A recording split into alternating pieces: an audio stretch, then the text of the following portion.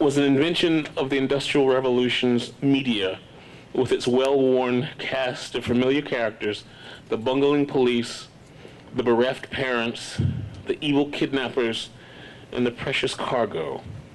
New demons lurking in our factory-strewn urbanscapes, new monsters undreamt of by the Brothers Grimm.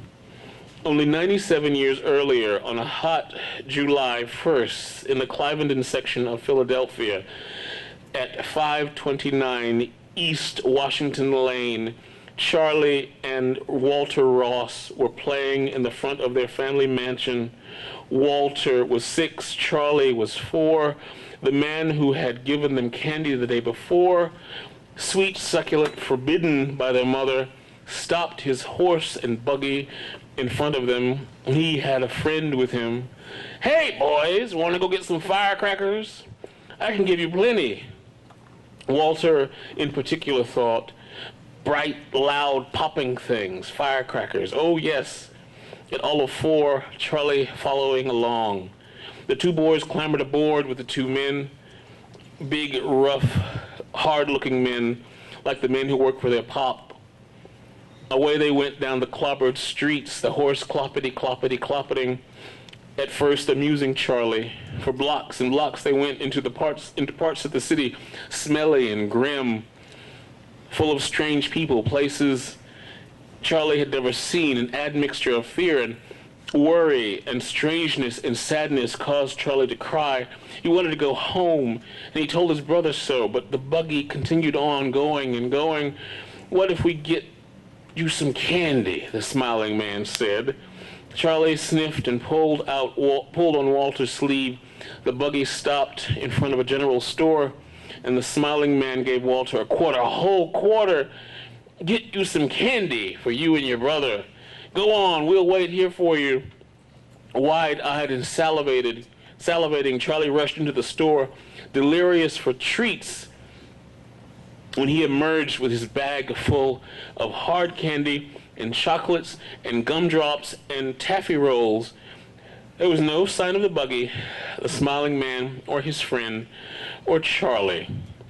By and by, a stranger found the weeping 6-year-old, and with some searching and asking discovered where he lived and took him home. Christian Ross had prospered mightily during the Civil War. His life was not bliss, but he was fat with comfort and confidence and pride. Mr. Ross was at that very moment, Mrs. Ross was at that very moment recuperating from a bout of neurasthenia down at a posh Atlantic City resort. Imagine her horror that day while reclining before the rolling ocean, reading the Newark Star, and seeing an ad placed by a man in Philadelphia named Christian Ross in search of his 4-year-old son, Charlie, missing now 2 days. No train taking her back could be swift enough. No explanation could assuage her grief. The note that arrived 2 days after was so crude, so cruel, so unchristian. The insult hurt as much as the loss. 4 days later, another note came demanding $20,000. Christian Ross went back to the police. He tried to comply with the kidnappers' confounding instructions. He was ready with money, but no one showed. Upon his death in 1897, Christian Ross had spent over $60,000, it is said, in search of his son who vanished from his front door on a hot July 1st in 1874, never to be seen again by the eyes who loved him. Do we start with the police finding 2 cars 9 and 10 days later, one in the middle of a field outside Micro, North Carolina, the other behind an abandoned tobacco farm not far from the town limits of Fuquay-Varina, North Carolina. One car, beige 1968 Lincoln, the exact year and model and color of the car owned by O.P. Cross. The other car, a black 1970 Fleetwood Cadillac, the exact year and model and color of the car owned by Drummond DePriest. It would take the authorities less than 1 day to establish the license plates on both cars that were stolen from other North Carolina vehicles. It would take the authorities another day and 14 hours to trace the VIN numbers and establish that both cars were registered to a Mrs. Gerard de Narbonne of Bellingham, Washington. It would take another 19 more days to convince the police that there was no record of any such woman existing, though they continued to search.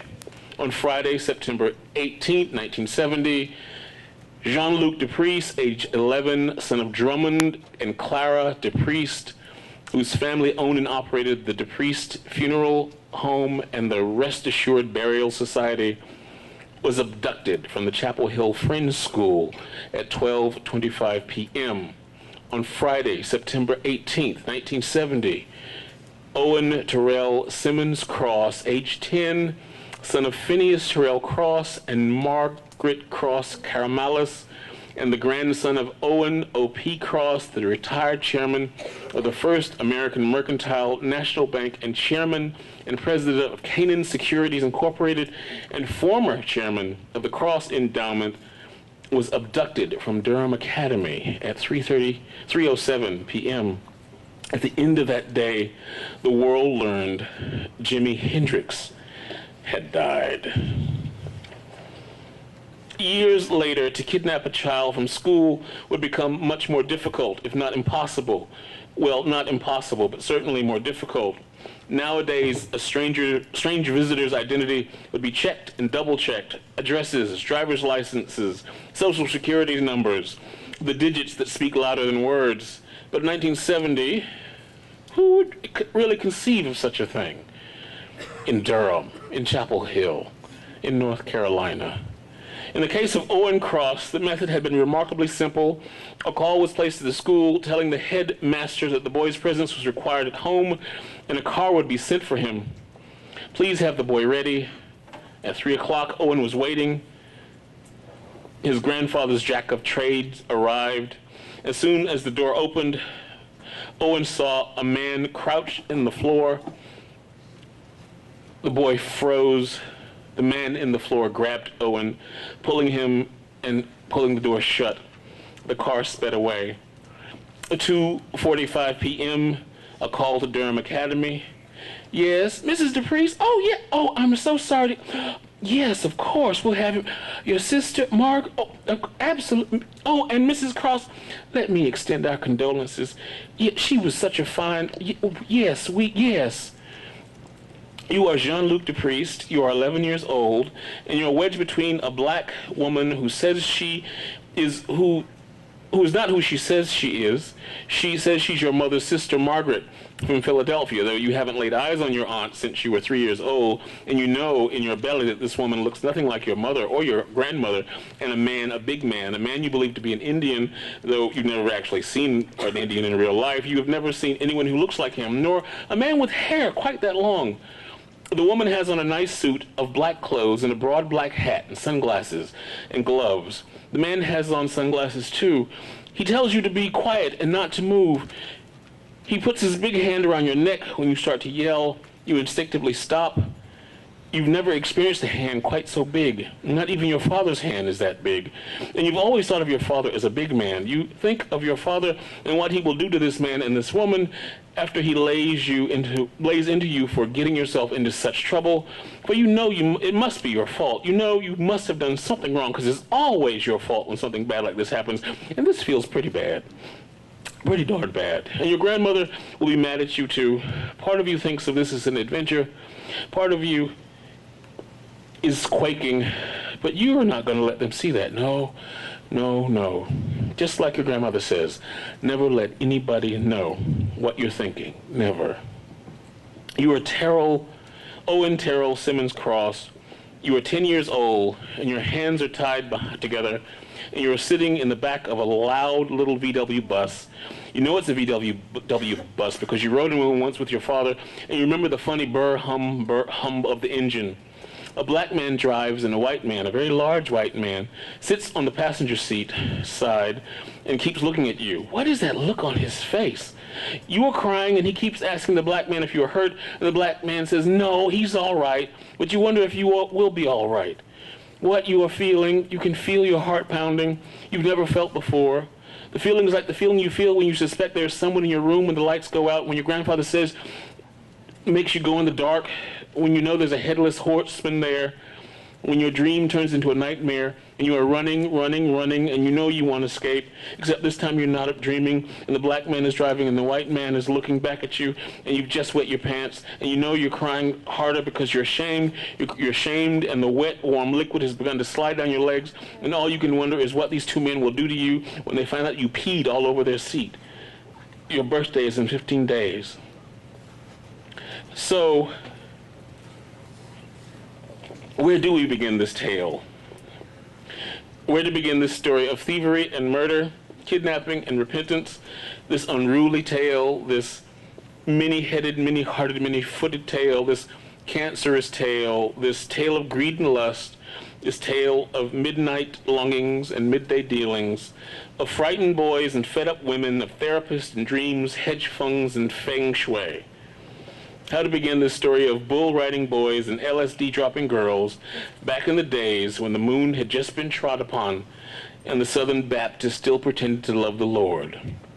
This tale of memory and forgetting, of having and not giving up, of wanting without a clue, of having without reason, tale of heartbreak, tale of tragedy, tale of woe, of hubris and mathematics, of lust and body fluids, a family secret and historical fact, spiderweb tale, quicksand tale, money tale, tale of cheap grace, tale of costly grace.